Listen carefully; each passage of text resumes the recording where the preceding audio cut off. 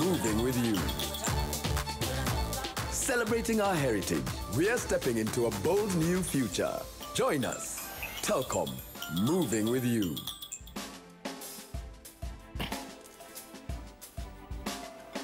That's right, sponsored by Telkom, moving with you. Welcome back to Jeff Koinange live here at Citizen Television. On the bench with Thirdway Alliance presidential candidate, Ekuru Aukot. By the way, you may not have known that this man has traveled the continent quite a bit. He helped Liberia, that's right, which is going through an election right now, a runoff. He helped Liberia write their present constitution. Not only that, he has done extensive work in South Sudan. So he's a man who's been around, not just Kapedo in Turkana, he's been around the continent. And so that's why I laugh, Jeff, when people say I'm a tumbocrat. I don't know what tumbocrat is. I mean, people ought to know that I think I've done some serious work for myself, so I do not need to be bought by anyone. And there's definitely no price in a nomad. Yeah. They should know that nomads are very proud people, and we don't have any... Listen, Dr. and I'm glad I mentioned those two countries, which I have covered myself, right, at their worst. I was in Lesotho too, by the way. In Lesotho, oh, okay. I mean, South Sudan. Right, I said South Sudan, I said Liberia. Egypt, Tunisia. Explain the madness of going down that road that a lot of people are itching to go down, because I've been talking about this, and you know, until the cows have come home and gone back out, and it's still, you know, let me tell you, explain. Political uncertainty can destroy a country and can destroy society. I mean, you and I have been in Liberia. I've lived in Liberia for 2 years as an advisor to the constitutional review process. And I've seen what political bickering and a 14-year-old war caused in that country. It destroyed everything, including people's dignity. You know, and I think this is the path Kenyans are being driven into. And that time it was because Liberia allowed itself to be dominated by sort of an elitist political class. You remember the Samuel Doe and Charles Taylor and others. And the ones before, and the Taliban and the rest and the one before. And this is what can happen to a country if we do not liberalize our political thinking, our democracy. That we have fixated that it has to be only a few individuals. And this is the path Kenya seems to be going. That today, even when one political activist decides, I am not interested in participating in a democratic electoral process, we are still forcing them. This is so dangerous for us.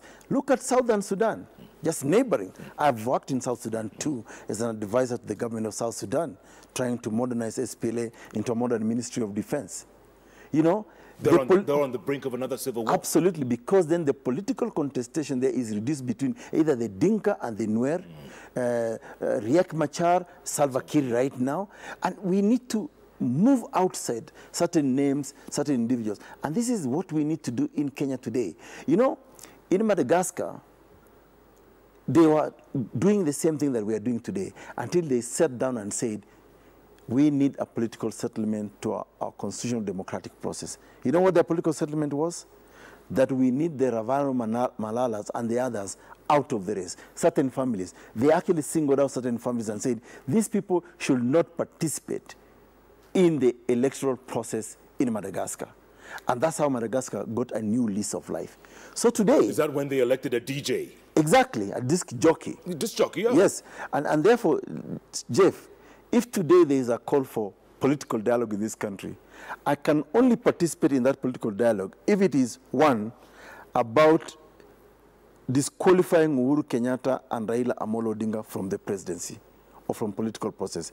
If it is about addressing the nurses' strike, the doctors' strike, if it's about addressing food insecurity, if it's about addressing insecurity of the people of Kenya, if it's about addressing infrastructure, if it's about addressing theft of public money, those are the only political dialogues I am ready to participate in, but not political dialogue on how to have free and fair election by us politicians.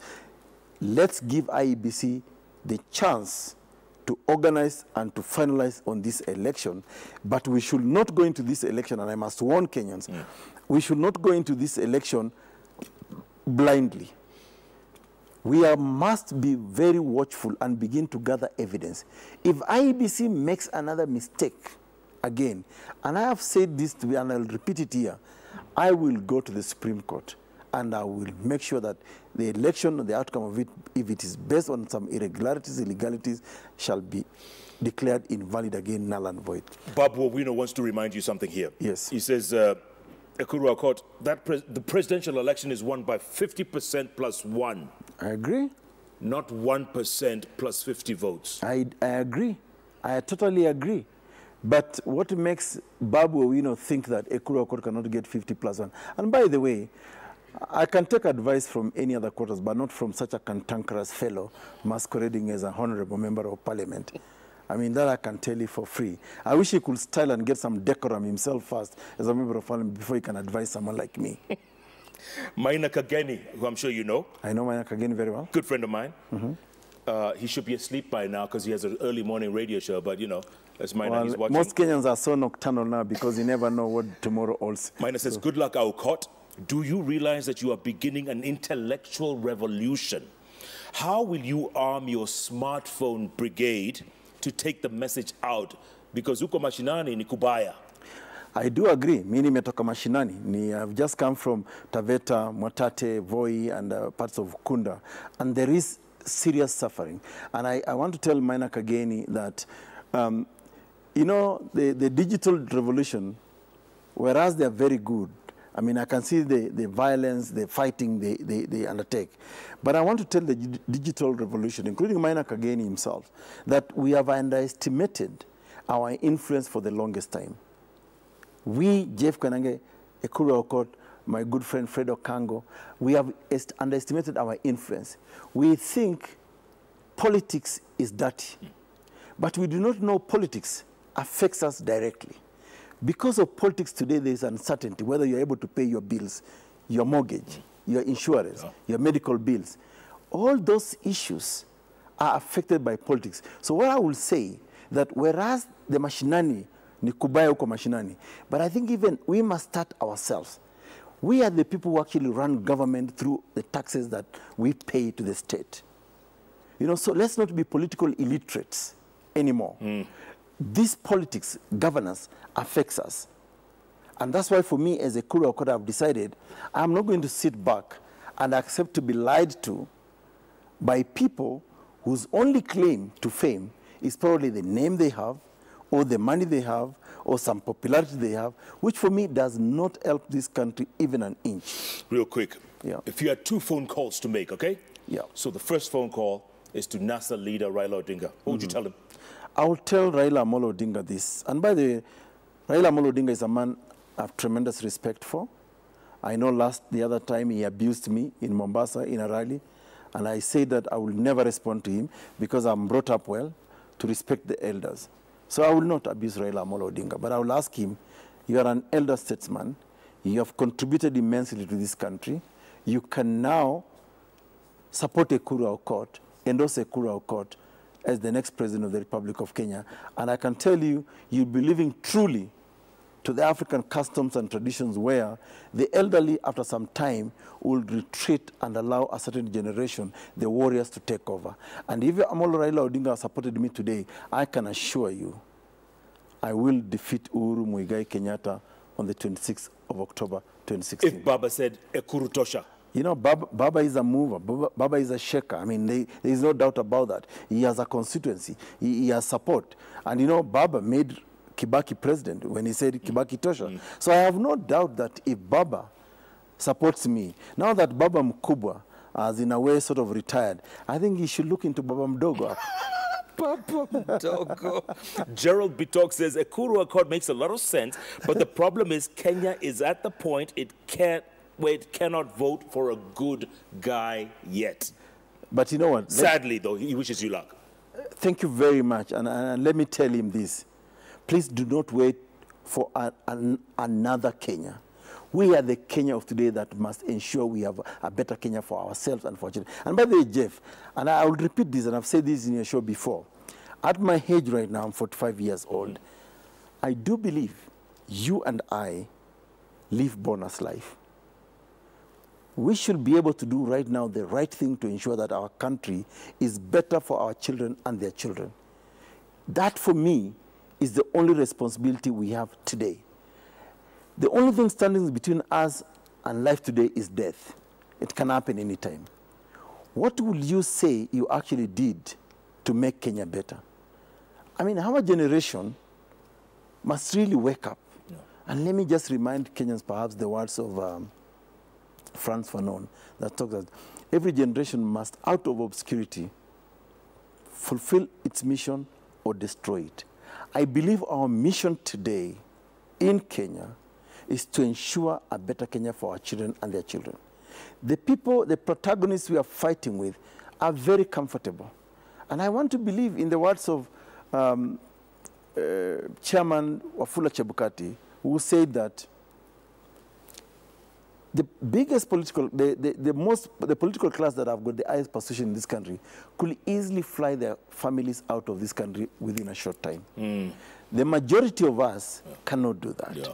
So what is in the best interest of this country is for us to be able to make sure that we have got a better Kenya for all of us. Okay, your second phone call to President Uhuru Kenyatta. My second phone call to President Uhuru Kenyatta will be this. Remain the incumbent president. Do not be inflammatory in your utterances. I will also tell President Uhuru Kenyatta, do not sign those amendment laws. Those amendment laws portray you in bad light. First of all, they were crafted by your own political party members. They are laws that almost are made in persona. It's about him. I will tell President Uhuru Kenyatta, we tone down the rhetoric, be a statesman. You have got a chance to unite this country even before the next general election.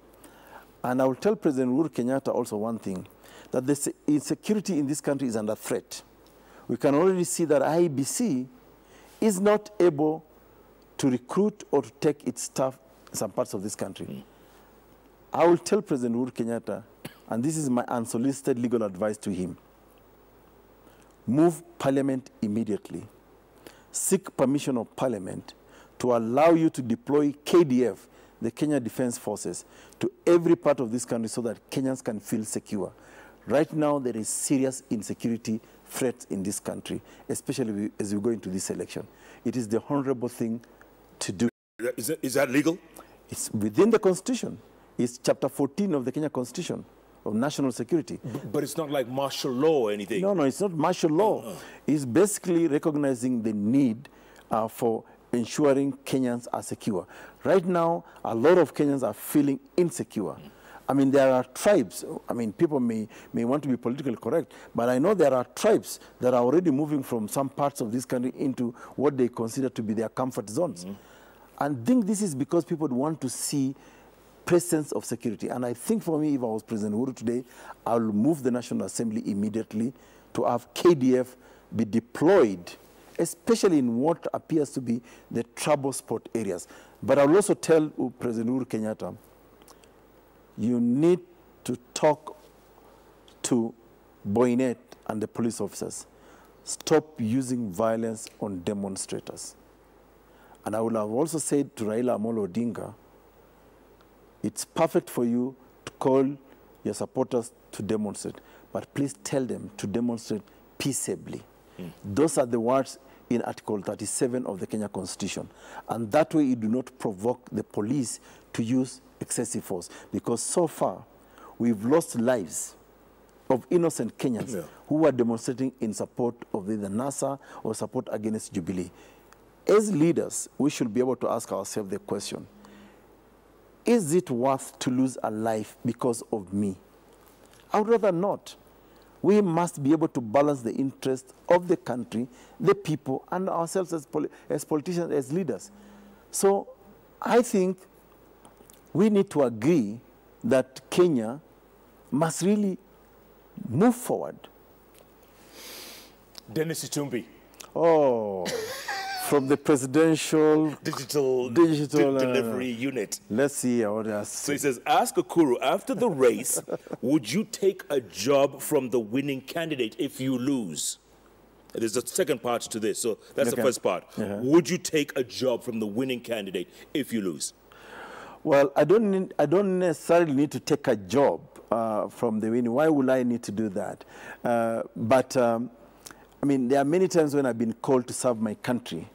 I don't think that's really a question for me to speculate right now. What makes him think that I will not win?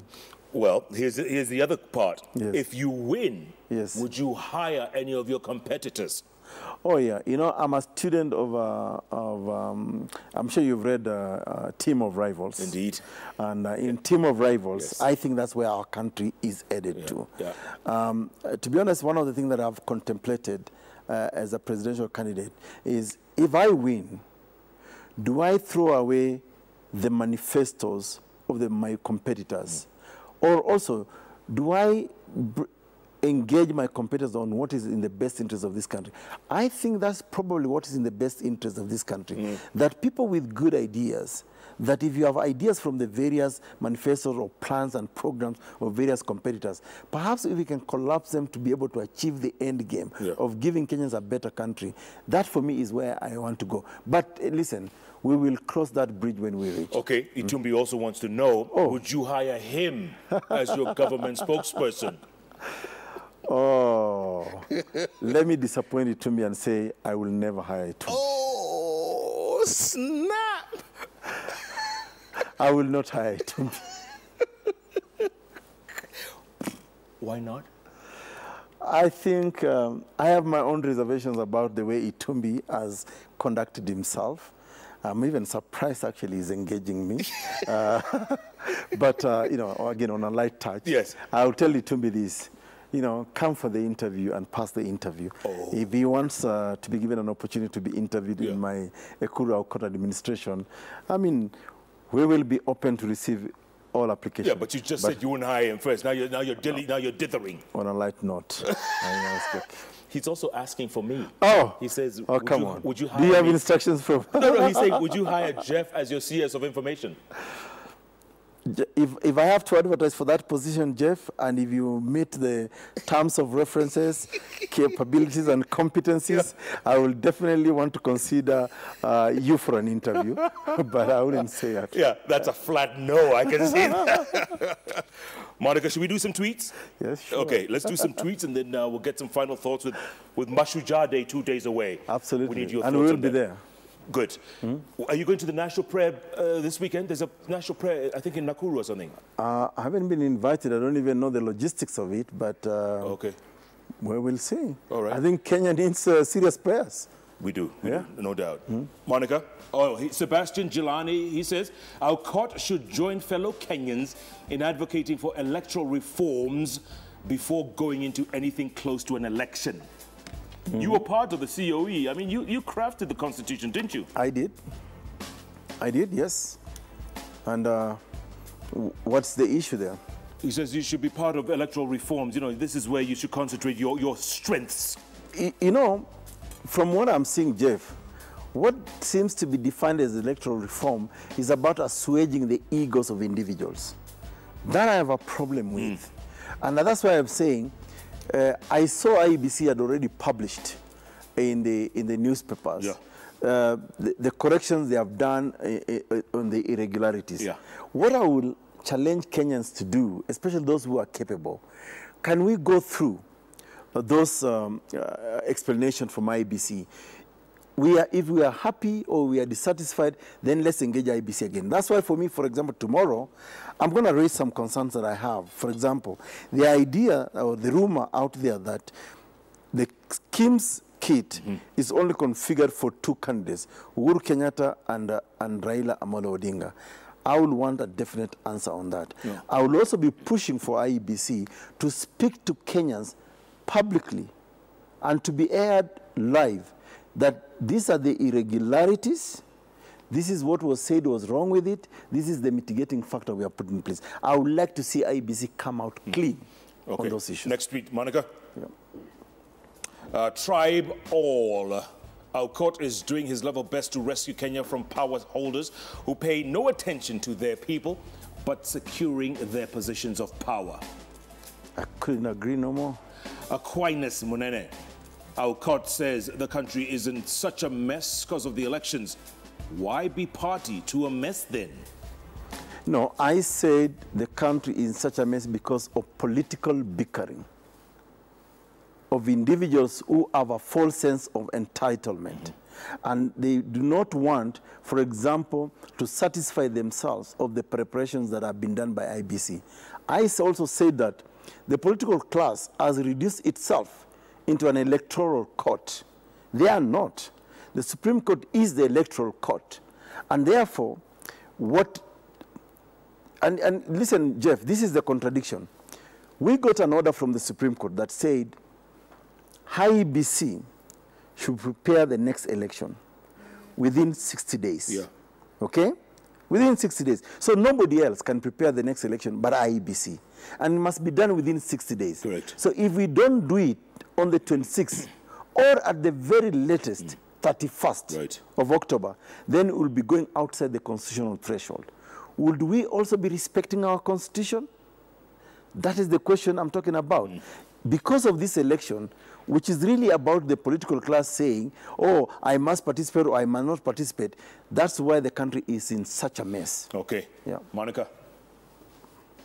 Karaoke Georges, you say he is a good option, but for generations to come, the two major horses are too strong for him right now. You disagree? I totally disagree, because I would like Georges to consider this.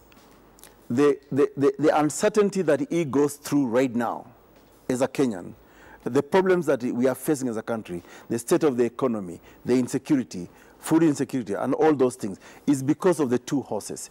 Remember, and let me remind Georges this, the current situation at IEBC was actually brokered by the two horses he's talking about, Raila and Odinga. They are the ones who crafted some sort of amendments to the electoral law, which were rubber-stamped by Parliament, which is why we are in the state of Kenya today. So what I will urge Georges to do, instead of seeing those same people, instead of being fixated to those same people, move outside those boxes.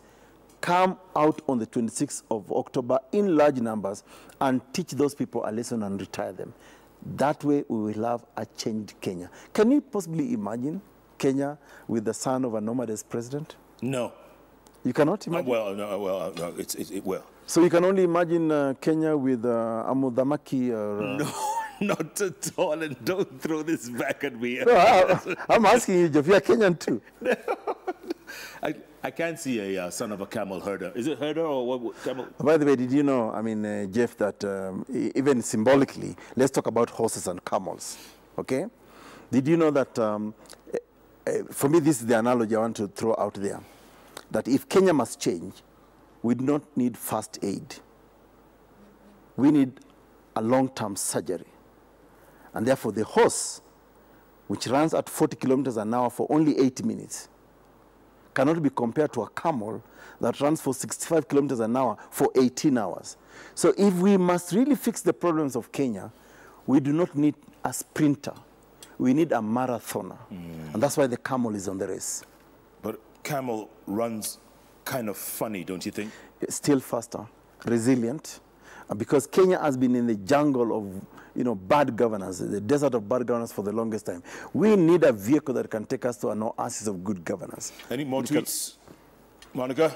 Kennedy Kiplagat, Ekuru Aukot deserves to be Kenyan president. We are tired of Odinga and Kenyatta's regimes. Ekuru represents change. Absolutely. I couldn't agree anymore. Halima Ismail, I'm surprised he is a candidate. He should be worried that the elections will not be credible. How do we measure credibility even before we do it? Murigi Kahuha, you say, I guess if this man wins, Kenya will be okay. We should vote for him and save our nation. Kudos. SMS. This is from Davies from Mombasa. Can this country move forward if it's not united?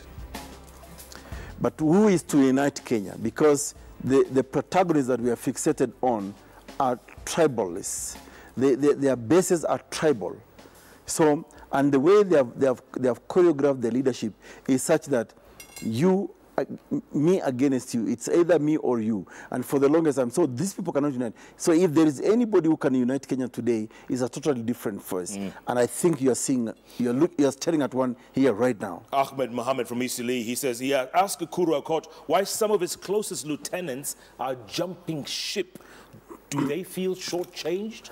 I am not aware. I'm only aware of one who has expressed dissatisfaction in the manner in which we are addressing our position towards the election. And I think this is just a question of that will require dialogue within the team. I'm not aware of anybody else.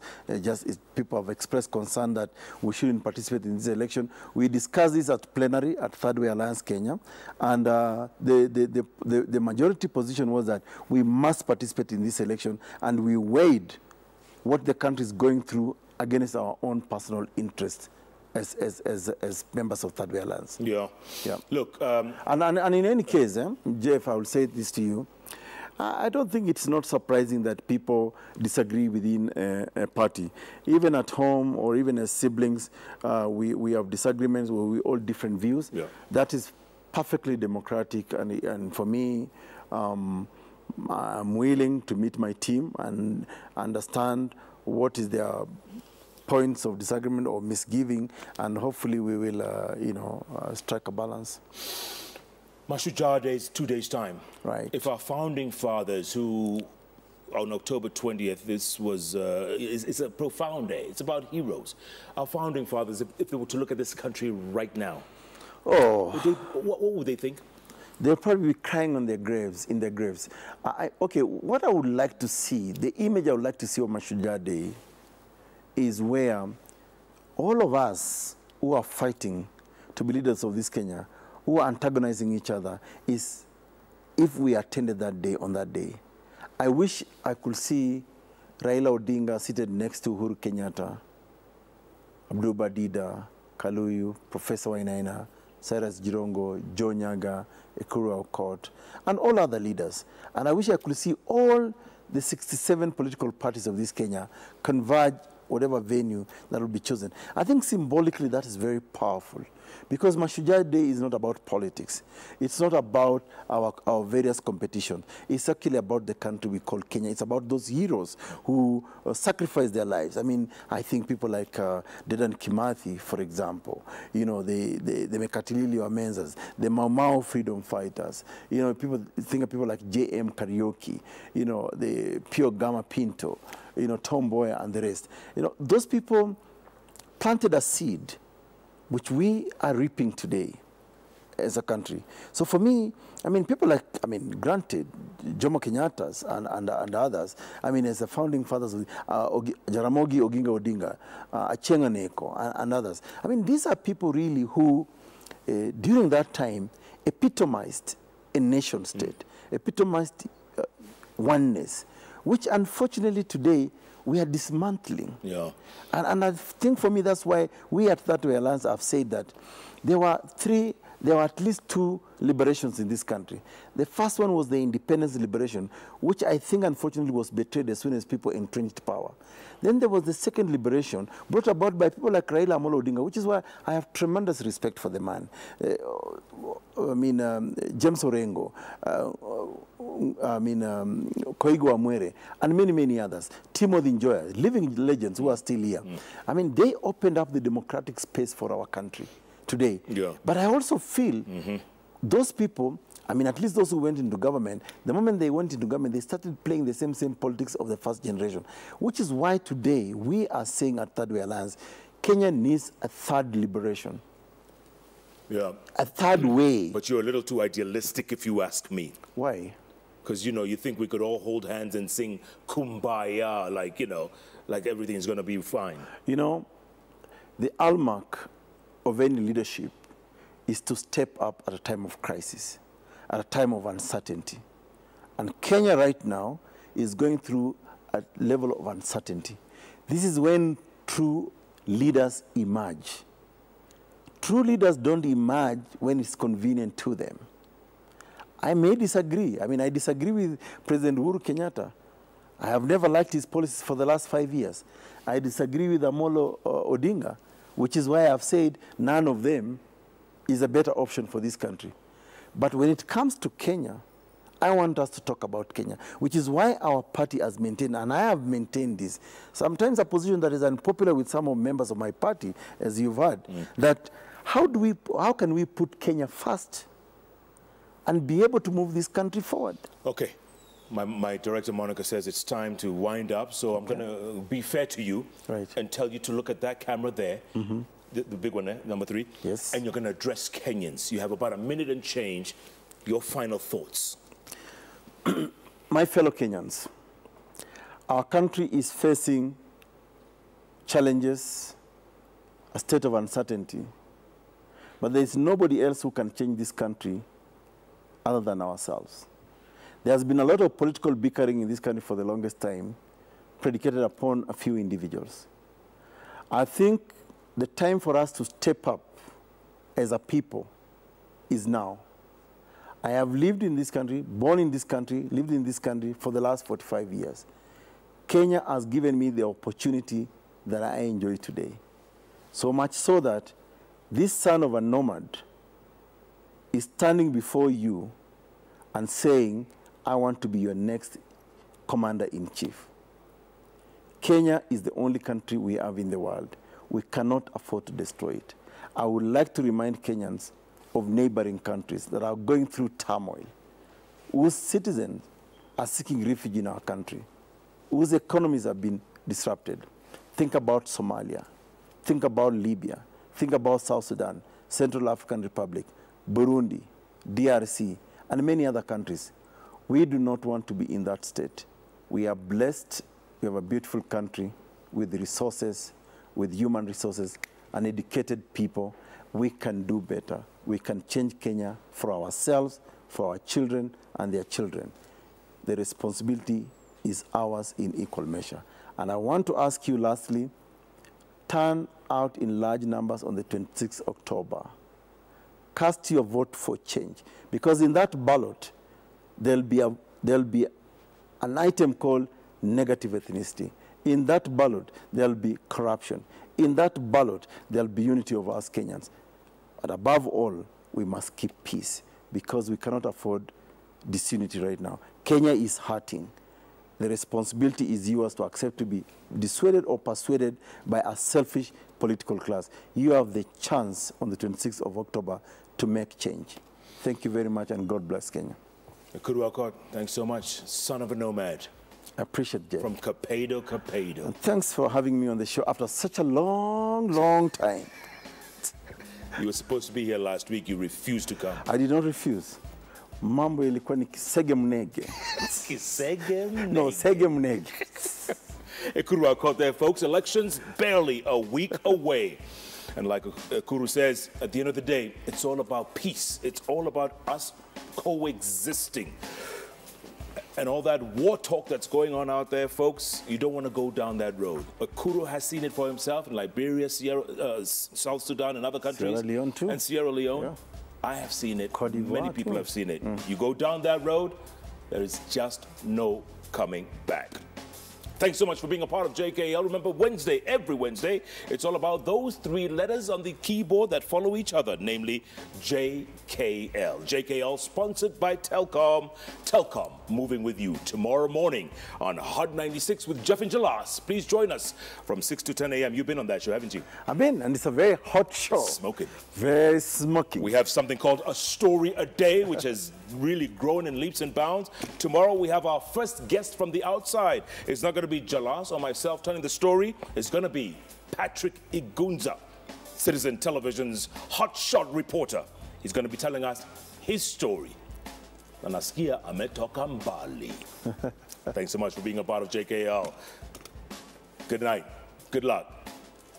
God bless Kenya, and happy Mashujaa Day. Happy Mashujaa Day. Thanks, Jeff. Well done. Thank you very much. I hope I have your vote.